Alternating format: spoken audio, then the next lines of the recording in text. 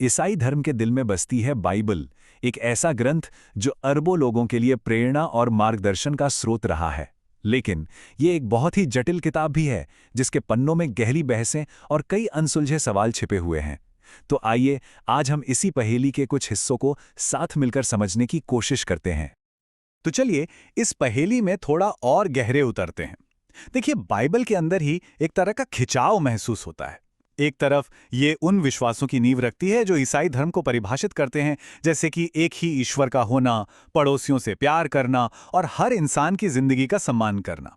लेकिन दूसरी तरफ इसमें कुछ बेहद परेशान करने वाली बातें भी हैं, जैसा कि विद्वान RWL मुबरली भी बताते हैं, जैसे जातीय सफाई के आदेश हैं या दुश्मनों के लिए श्राप। यही खिंचाव हमारी आज की पड़ताल का शुरुआती बिंदु है। और ये कोई छोटा मोटा मुद्दा नहीं है, बिल्कुल नहीं। बाइबल की इन जटिलताओं से जूझना ही ईसाई सोच का एक केंद्रीय हिस्सा है। जैसा कि एक विद्वान ने कहा है, ये कई समस्याओं में से एक नहीं, बल्कि शायद सबसे बड़ी समस्या है।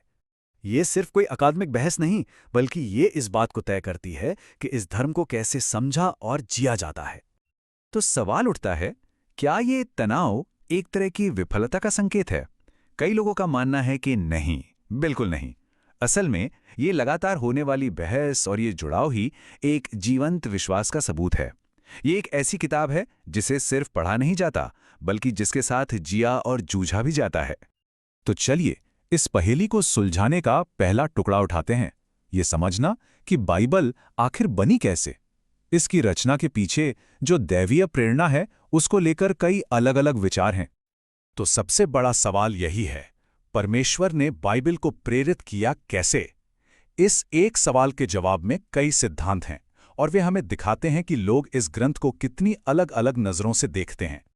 पहला और शायद सबसे सख्त नजरिया है शाब्दिक पूर्ण प्रेरणा का। इसका मानना है कि बाइबल का हर एक शब्द सीधे परमेश्वर ने लिखवाया है। इस नजरिए के हिसाब से ये किताब सिर्फ आध्यात्मिक मामलों में ही नहीं, बल्कि इतिहास और विज्ञान के मामलों में भी पूरी तरह से सही और अचूक है। फिर एक दूसरा नजरिया आता है गतिशील प्रेरणा का। ये एक तरह की पार्टनरशिप या साझेदारी की बात करता है। यहां माना जाता है कि परमेश्वर ने मुख्य विचार और संदेश तो दिए, लेकिन उन्हें लिखने वाले लेखकों को अपने शब्दों, अपनी शैली और अपनी संस्कृति का इस्तेमाल करने की पूरी आजादी दी। और एक तीसरा महत्वपूर्ण सिद्धांत है अनुकूलन। ये सिद्धांत कहता है कि परमेश्वर ने अपने संदेश को उस समय के लोगों की समझ के स्तर के हिसाब से ढाला। ये सिद्धांत उन हिस्सों को समझाने में बहुत मदद करता है जो आज के वैज्ञानिक ज्ञान से शायद मेल नहीं खाते, जैसे कि ब्रह्मांड के बारे में उस दौर की प्राचीन धारणाएं। तो ये तो बात हुई कि बाइबल कैसे लिखी गई।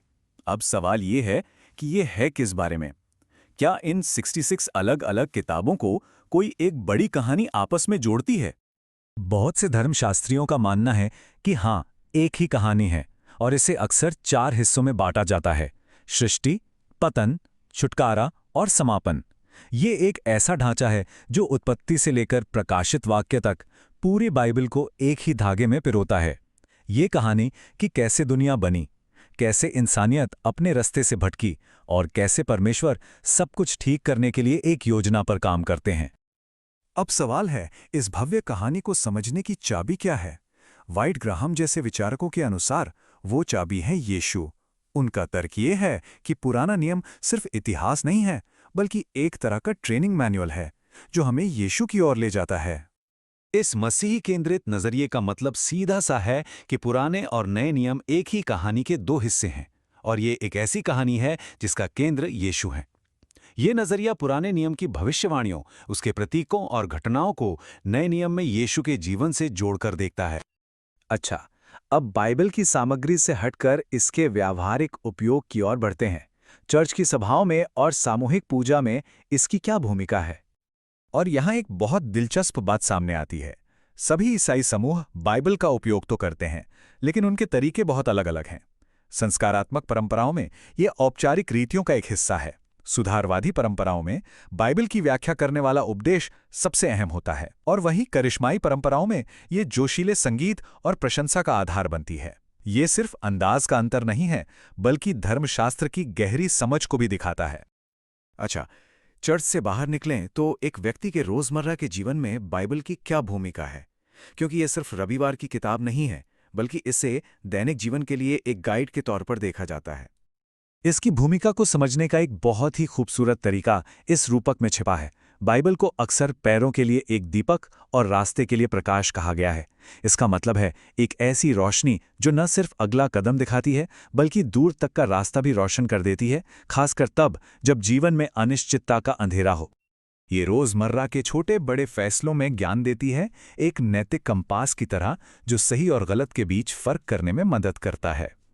ये मार्गदर्शन सिर्फ बड़े नैतिक सवालों के लिए नहीं, बल्कि दैनिक जीवन की छोटी छोटी उलझनों के लिए भी है। ये विश्वासियों को सच्चाई में जड़ें जमाने में मदद करती है। एक ऐसी दुनिया में जहां विचार और मूल्य हर पल बदल रहे हैं, इसे एक स्थिर चट्टान की तरह देखा जाता है, एक ऐसी नींव जो कभी नहीं हिलती। और आखिर में ये सुकून और शांति देती है।